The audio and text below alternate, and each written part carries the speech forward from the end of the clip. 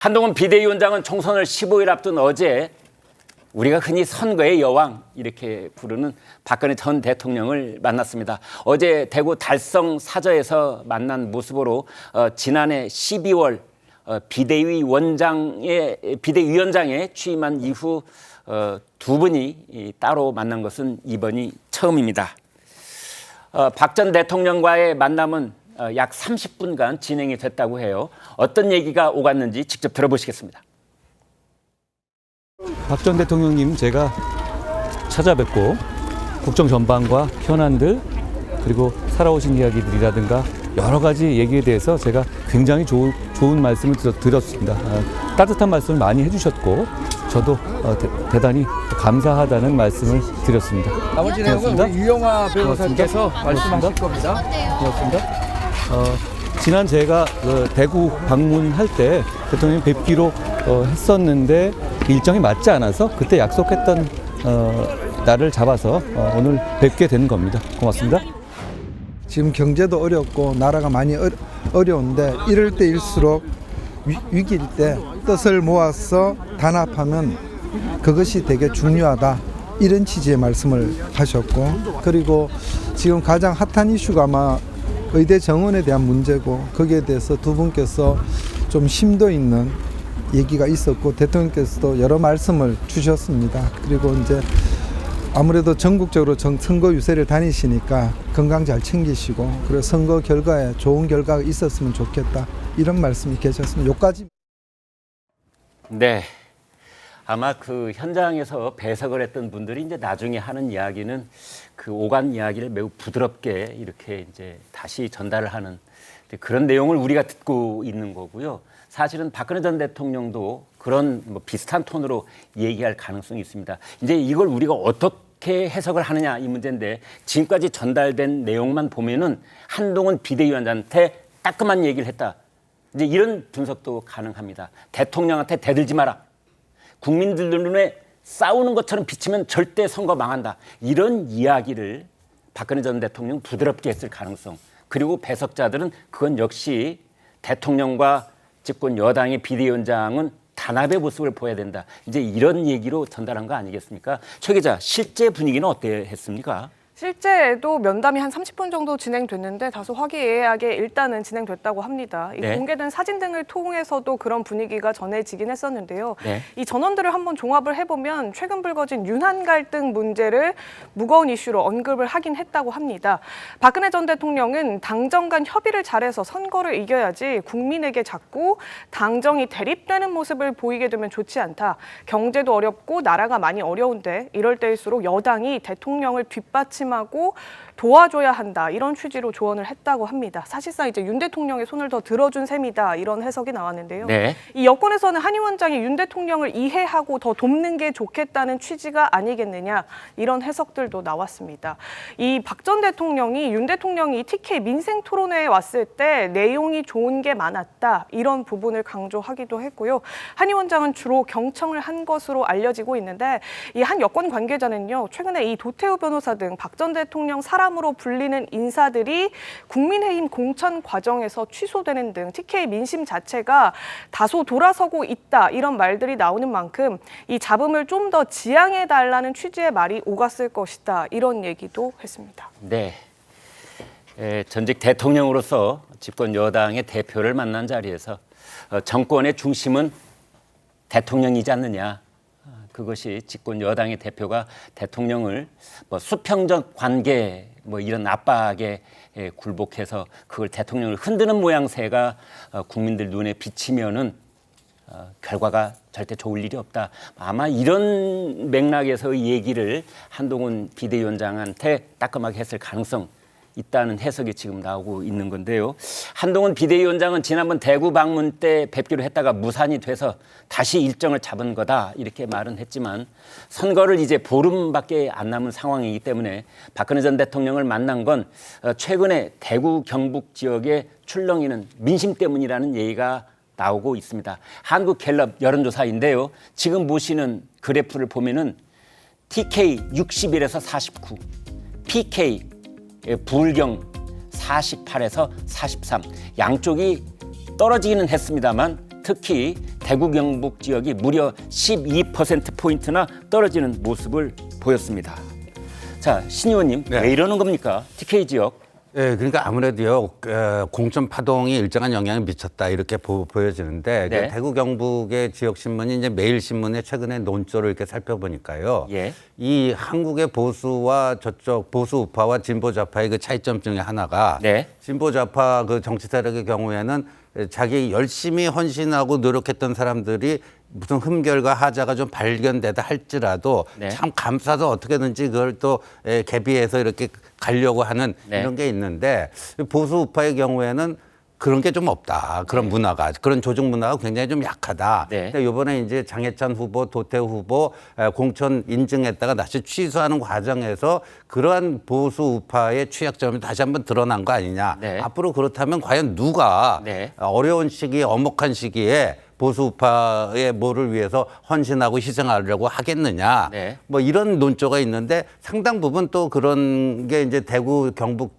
그 지역의 정서를, 지역신문이라는 게 아무래도 네. 그 지역 유권자들의 정서를 또 반영하는 논조를 만들지 않겠습니까? 그래서 그런 것들이 나타난 거라고 보여지는데, 그래서 어제 간 거는 그 동요하는 TK 민심을 일단 진정시키고, 네. 지금 도태우 후보가 박근혜 대통령 이전에 변호사도 했었고, 또 박근혜 정부에서 가장 핵심적인 역할을 했던 최경환 전 부총리가 무소속 출마돼 있고, 네. 그러니까 그런 것들을 좀 이렇게 봉합시키고 다시 좀 호전시키는 네. 그런 그 터닝 포인트가 된 게 아닌가 보여집니다. 네. 자, 김 단장님. 지금 이제 신 의원께서는 특히 이제 보수 여당 쪽에서 봤을 때 지금 30대 젊은 정치인들이 공천까지 받았는데 20대 때 했던 강경 발언, 이게 이제 발목이 잡혀서 공천이 취소되는 상황을 보면 누가 헌신을 하려 하며 앞장서서 정말 온몸을 불살라서 전투력을 발휘하려 하겠느냐. 이제 이러한 것이 민심에도 반영이 되고 TK 지역에서의 12%포인트 하락으로 나타난 것 아니냐, 이런 분석이신데요. 그런데 이제 이걸 만회하기 위해서 한동훈 비대위원장이 박근혜 전 대통령을 만났는데 이것이 플러스 100% 효과입니까? 아니면 좀 다른 측면도 있는 겁니까? 일단 선거에서 어쨌든 초박빙의 선거가 진행되는 곳이 네. 지난 총선에서 수도권만 보면 19곳이었고요. 네.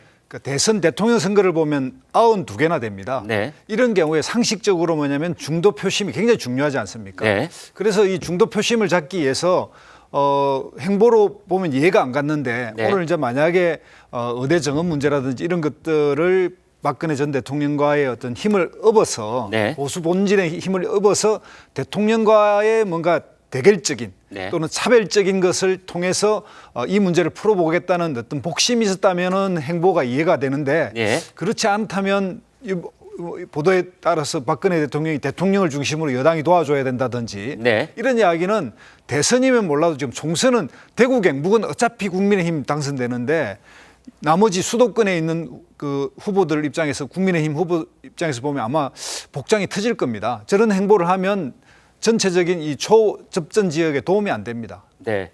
복장이 터진다, 도움이 안 된다 그랬는데 최 국장님도 그렇게 보십니까?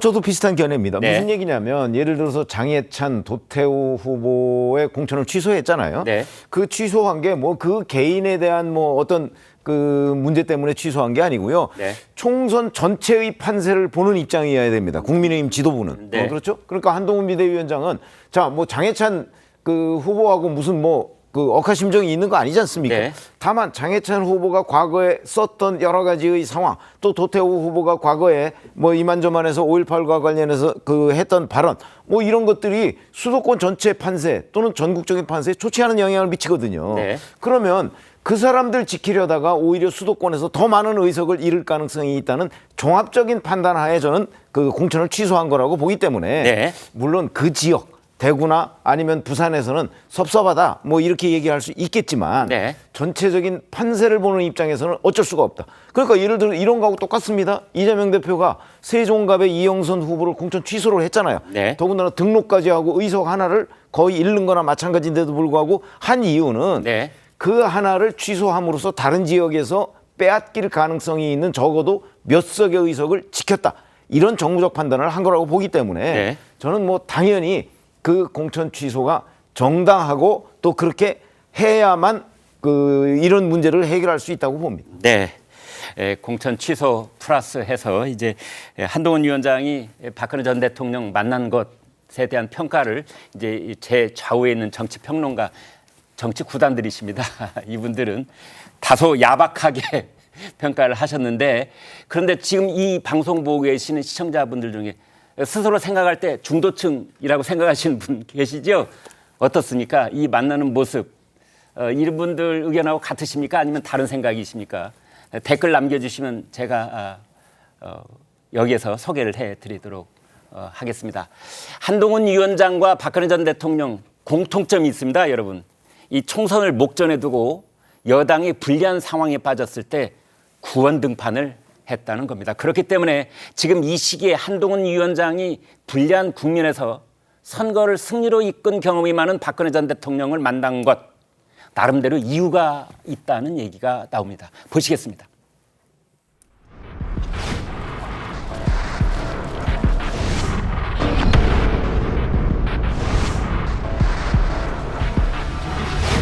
그동안 국민 여러분께 지은 죄를 진심으로 참회하면서 오늘부터 이곳 천막에서 새로운 한나라당의 길을 설계하고자 합니다. 당사를 천막으로 옮겼다 해서 국민 여러분께 지은 죄를 용서받을 수 없다는 거 잘 알고 있습니다.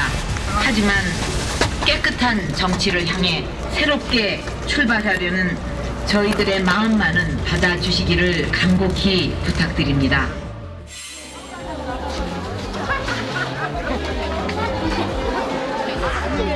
여기 봐봐. 여기 할머니 많이 계신데 제가 손이 아파서 손만 대주세요. 손만 대주세요. 잠깐 또 건너가지고 이렇게 됐습니다. 네, 한동훈 비대위원장이 박근혜 전 대통령 만난 거 참 잘한 일이다, 이렇게 열렬히 박수를 치고 계신 분도 계실 텐데, 오늘 출연진에서는 그런 얘기가 안 나와서 제가 대변해서 그런 의견도 있을 것이라는 점 말씀을 드리겠습니다. 한동훈 위원장은 지금 여당 사령탑으로 총선 승리를 이끌어야 하는 그런 과제를 안고 있습니다. 박근혜 전 대통령도 2004년, 2012년 총선을 앞두고 등판해서 당 색깔을 바꾸고 파격적인 인재 영입, 그래서 불리한 판세를 뒤집고 총선 승리를 이끌어냈던 적이 있습니다. 이번 총선은 그때의 경험에서 무엇을 배울 수 있느냐, 이 점일 텐데요, 최 국장님. 그러니까 2004년과 2012년에 박근혜 전 대통령이 했던 그 여러 가지의 그 어떤 판세 변화 뭐 네. 이런 걸 이끌었지 않습니까? 그때는 약간의 파격 같은 것이 있었고요. 네. 그러니까 정치의 그 세계에서 별로 보지 못했던 장면 뭐 이런 것도 있었고, 네. 그다음에 박근혜 전 대통령이 가지고 있던 정치적 자산도 있습니다. 네. 이거 그 부친인 그 박정희 전 대통령이 이뤄놓은 여러 가지 산업화의 업적, 이런 것들을 토대로 박근혜 전 대통령이 그 이 선거 판세를 뒤집은 거거든요. 그때 박근혜 대통령 연관어가 천막 당사가 제일 많아요. 그랬는데 예. 지금 한동훈 비대위원장의 경우에는 그런 정치적 자산이 없어요. 네. 그렇기 때문에 아마 좀 한계는 있겠지만 네. 너무나 안정적으로 지금까지 작년 12월에서 지금까지 이 국민의힘을 이끌었던 것 아니냐. 네. 파격이 없었다. 파격이 없었다는 얘기는 그만큼 또 뭐 눈길을 끄는 대목도 그다지 없었다. 네. 뭐 이런 부분이 이제 지금 저는 약점으로 드러나고 있다고 보거든요. 네. 저는 그래서 오늘과 같은 뭐 예를 들어서 여의도 정치 종식과 같은 이런 것들이 좀 필요한 부분이 아닌가. 그래서 네. 앞으로 이제 선거 2주 남았습니다. 네. 2주 동안에도 이제 그 한동훈 비대위원장만이 할 수 있는 어떤 파격적인 공약이나 파격적인 언행 네. 뭐 이런 것들이 좀 있어야 국민의힘이 그 치고 올라가는데 도움이 되지 않을까, 이렇게 생각이 듭니다. 네. 근데요, 아까 그 어제 이제 박근혜 전 대통령과 한동훈 비대위원장의 만남이 TK 민심을 달래는 그런 뭐도 있다 했는데, 그게 무슨 중도 무당층 그 표를 얻는데 뭐 도움이 되겠느냐, 오히려 마이너스 아니겠느냐, 그건 굉장히 일면적인 시각이라고 저는 봐요. 네. 왜냐하면은 지금 바로 2012년 박근혜 비대위의 성공을 어제 한동훈 비대위원장과 공유를 한 겁니다. 네. 근데 그 당시에 2012년에 박근혜 비대위는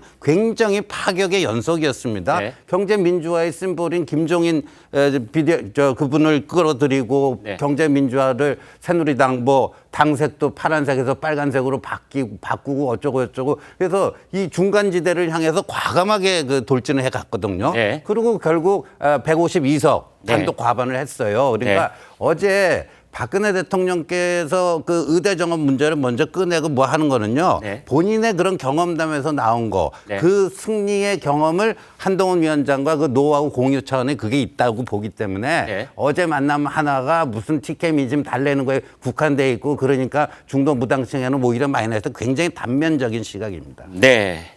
자, 서영주 소장님. 네. 국민의힘 쪽에서 본다면 지금 이제 그 돌아가신 전직 대통령도 있고 살아계신 전직 대통령도 있고 더불어민주당도 마찬가지 이제 지금 묘소에 참배를 해야 되는 그런 고인이 된 전직 대통령도 있는가 하면 이제 문재인 전 대통령 살아계시고 이런데 그래서 양당의 그 선거 사령탑들이 다 전직 대통령 자기 쪽에 있는 이제 찾아가서 이 얘기도 나누고 사진도 찍고 그러고 와요. 네. 근데 이것이 유권자들에게는 어떻게 비칠까요? 양쪽 다 뭐 민주든 국민의힘이든.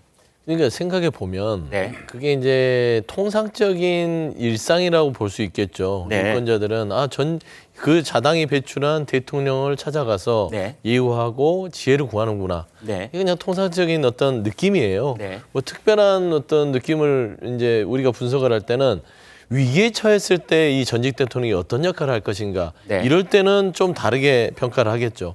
근데 저는 민주당은 이재명 대표 스스로 이번 선거를 치를 수 있는 어떤 본인만의 어떤 능력이 있기 때문에 문재인 전 대통령과 굳이 뭐 거기를 기대서 선거를 치르지 않아도 되는 민주당의 상황입니다. 네. 그런데 한동훈 비대위원장이 박근혜 전 대통령을 찾은 건 그냥 표면적으로 보면 급하고 본인의 미천이 떨어진 거예요. 소 소장님, 네. 참 말씀 중에 죄송합니다만 이재명 대표가 그 이제 문재인 전 대통령 만났을 때는 친문과 친명 사이의 갈등이 고조되고 있던 시절이어서 거기에 대한 어떤 그 내면적 조율 과정이 있었지 않았느냐 이런 분석들이 많았어요. 아니 그러니까 그거를 조율 과정이 있었을 때 그때 보면은 1월 초에 만났던 걸로 제가 압니다. 근데 네. 그때 이제 피습 이 테러 사건을 당하고 나서 그 이후에 만났는데 네. 그때는 친문 갈등이 있지 않았어요? 그때 문재인 전 대통령이 이재명 대표한테 특별히 이러이러한 사람들을 당부를 했다 뭐 이런 얘기까지 그건 나왔어요. 이제 풍문이죠. 그거는 꼭 문재인 대통령이 누구를 찍어서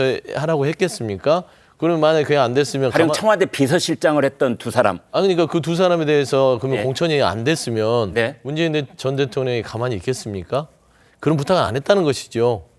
그러니까 이 부분에 대해서 어떤 현상이 있어서 그 다음에 어떤 행보가 나왔는지에 대해서 그걸 네. 보면 우리 그 현상이 풍문이었구나. 하지만 그 두 분을 부탁을 했는데 그분이 공천이 안 됐어요. 네. 그다음에 말하자면 그 뜻한 바가 안 이루어졌으면 불쾌하는 메시지가 나올 거 아니에요. 네. 아무 메시지도 안 나오잖아요. 그럼 그런 부탁이 없었다는 거예요. 그냥 단순하게 예방 차원에서 선거를 앞두고 지혜를 구하고 여러 가지로 이 화합하는 모습들이 보기 좋잖아요. 네. 그러니까 제가 얘기하는 건 다시 돌아와서 네. 양쪽의 대통령 만나는 걸 물어봤으니까 네. 한동훈 비대위원장은 지금 본인 스스로의 한계점에 다다른 겁니다. 그렇기 때문에 박근혜 전 대통령이 아니고선 이번 선거가 쉽지 않다. 근데 결국엔 저는 이렇게 보는 거죠. 유승민이냐 박근혜냐 선택을 했을 땐 유승민 전 의원은 아니다. 나는 박근혜 전 대통령의 지혜를 구하겠다라는 측면이고 오늘 발표 자체도 저는 박근혜 전 대통령과 30분의 만남 속에서 나온 어떤 그런 여러 가지의 지혜들 속에서 결정이 이루어진 것이다 보고 있어요. 근데 그러면 네. 다만 취재를 해보면요 조금 기류가 다른 게 느껴지는 건 이재명 대표는 문재인 전 대통령을 만나지 않아도 스스로 선거를 치를 수 있어서 안 만난다기보다는 네. 못 만난다는 쪽에 조금 더 가까운 것 같기는 한 것 같은데요. 네. 오늘 일례로 이제 문재인 대통령이 사상에 출마한 배재정 후보 그 유세를 가겠다라고 이제 알려지고 있는데 네. 지금 이게 언론에 공개되면서 뭐 이제 취소를 한 해 만에 이런 얘기를 하고 있어요. 네. 근데 그 청와대 출신 인사들 얘기를 들어보면 지난 공천 파동 당시에 분명히 이제 친문 인사들이 대거 공천 탈락한 과정 속에서 네. 문재인 전 대통령의 심기가 영 좋지 않다라는 얘기는 복수의 관계자들을 통해서 나오는 얘기거든요. 네. 다만 이제 이재명 대표가 공식적으로 하는 선거 활동을 직접적으로 지원하는 방식이 아니라 네. 본인이 있는 그 양산의 사상에 출마한 배재정 후보 도와주는 간접적 지원 방식. 다만 이제 문 전 대통령이 친명 후보를 지원하러 간다. 뭐 공개적으로 선대위 전체를 지원하러 간다. 이런 모습은 끝까지 나오지 않을 것이다. 이런 얘기를 지금 그 청와대 출신 문 전 대통령 주변 인사들은 하고 있는 상황입니다. 네. 알겠습니다.